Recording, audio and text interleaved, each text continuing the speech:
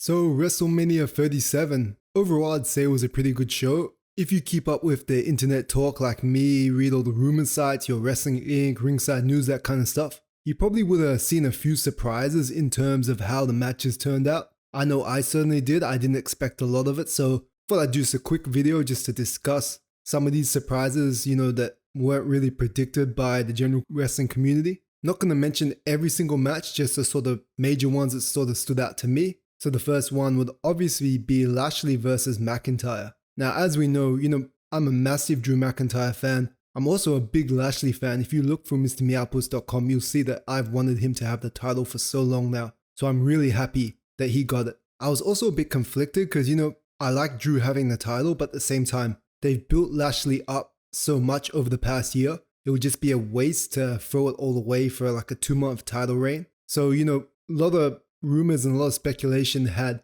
McIntyre walking out to finally get his win in front of crowds, which I honestly thought that would be it. The good thing about that match was it wasn't just finisher after finisher after finisher. You see, McIntyre did do the 3 Future Shock DDTs in a row, and generally with those, he never really finishes a match with that. On the top of my head, I can't even really think of a match he's won using the Future Shock DDT. It's usually when he hits the Claymore, then the match is over, no one kicks out the Claymore pretty much. So the fact that neither guys really hit their main finisher, either the Hurt Lock or the Claymore kick, you knew once they did get that, the match would be over. So, when Lashley eventually did get the Hurt Lock, I'm just waiting for McIntyre to kick out. When he went to the rope and sort of kicked off and used that to sort of try and free himself, I actually thought he would get free. So when he didn't get free and Lashley ended up holding it in still and he passed out and Lashley won, I was very surprised. I honestly thought Lashley would be putting over McIntyre.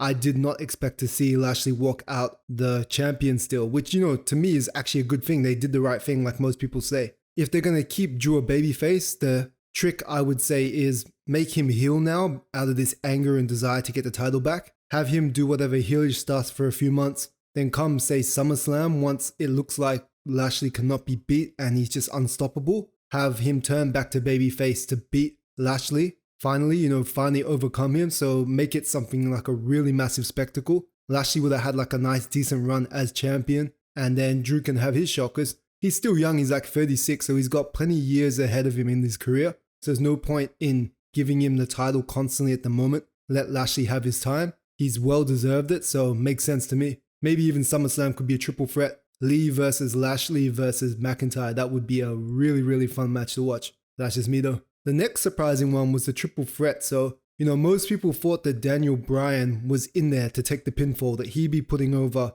Edge or Roman, and that, obviously it wouldn't end the way it did with Roman pinning Edge and Daniel Bryan. Also, you read these rumors that Edge, because he's sort of on the creative team, he's been using his sway to win Rumble and then he's going to win Mania. And, it kind of makes sense. Like, he came back for his one last run to retire on his, his own terms. So for him to sort of win the title, have a short run, drop it back to Roman or whatever, and that would make sense. So when Roman actually beat both him and Daniel Bryan, it was honestly surprising. Keep in mind, once again, it was not a clean win. It was due to Jey Uso, and I keep waiting for Jimmy to pop up. I was hoping that when Jey got taken out, Jimmy would show up in place of Jey, just so to make his return and have this real little tribal chief and his minions kind of thing going on, a real proper stable then, and not just him and Jey. But that really surprised me, so I don't know why they did that angle, why they wanted Roman to retain it still. My guess is they want the match to sort of go on a bit longer, maybe this feud to drag into Backlash again. Pretty sure it's Backlash last year where Edge injured himself. I started watching again just after that, but I'm pretty sure it was Backlash is where him versus Orton in their major match, the greatest wrestling match ever, which is where he injured himself and, had to stop for nearly 12 months. 9 months or so, so maybe they're waiting for that for him to win. And they wanted to give Roman the big win at Mania, but I guess we'll see because obviously it's not that far away, so we'll soon find out. In the terms of the Women's Tag Team Championship match, so they've sort of been teasing a dissension, a possible breakup between Shayna Baszler and Nia Jax, mainly due to the fact, they're bickering over Nia Jax's little boy toy kind of thing. I did think that they would be losing. I wasn't sure who to, and they have been building up Tamina and Natalia quite a bit, so the thought of them winning did seem quite likely to me, and they've been a pretty good in-sync team. They don't bicker, they don't fight, they're on the same level. Both got a decent skill set. You know, they're kind of similar to Shayna as well. Natalya is the more technical one with the technical skills, whereas Tamina's the more powerhouse. But I guess they're going to be holding it for a little bit longer. Who knows, once again, why they didn't lose and put someone else over. But I don't know. I don't mind Shayna. I feel like Shayna would be good in a single run as well to get the women's title.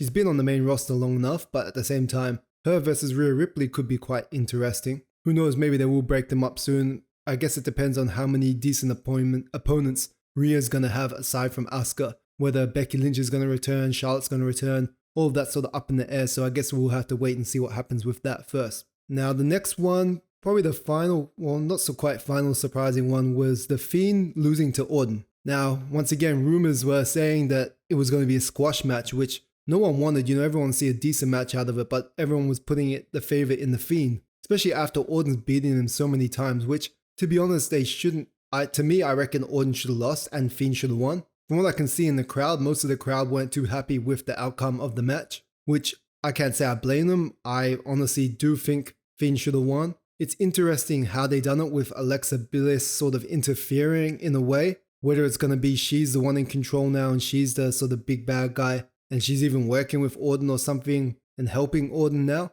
just to toy with him, and the Fiend's going to have a beef with her, and who knows how this story will progress, but I'm hoping that him losing to Oden had a major purpose. I do think it does relate to Alexa Bliss, but don't just make it be that Oden won for the sake of, nothing. Has to have some story connection to it. Has to have a bit more explanation. Maybe tomorrow night on Raw, or Monday Night Raw, we'll get to see what the explanation is, but for now, it's pretty much just a guessing game. The final point, which is sort of a surprise in a way, but not a surprise, is the best part of WrestleMania 37, which was Bianca Belair defeating Sasha Banks for the Women's SmackDown's title. Now, not surprising in the sense that she won because, she is really talented. I've been so happy for her. Ever since she won Royal Rumble, I've been so excited to see her finally win the women's title. She deserves it. She's an excellent talent. Like, say, if she still has it Survivor Series, her versus Rhea Ripley, champion versus champion, would be really good to see. But the main part, it's kind of surprising that they screwed up so much on bookings, Fiend losing, that sort of stuff. And also Edge not winning and getting that one last title run with the Universal title. But they got this right. They couldn't have got it more right. These two women making history, main eventing WrestleMania 37.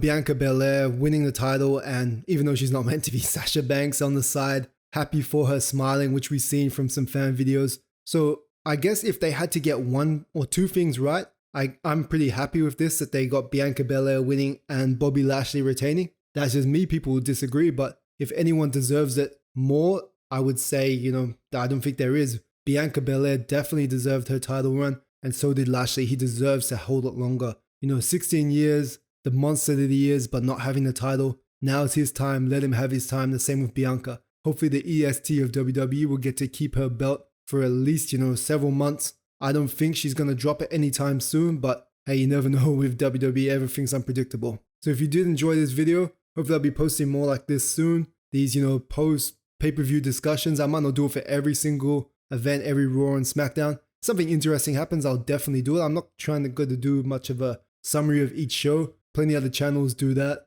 But I just want to sort of more get into discussion behind certain events that happen, certain storylines, and just focus on that. So thanks again for listening. See ya.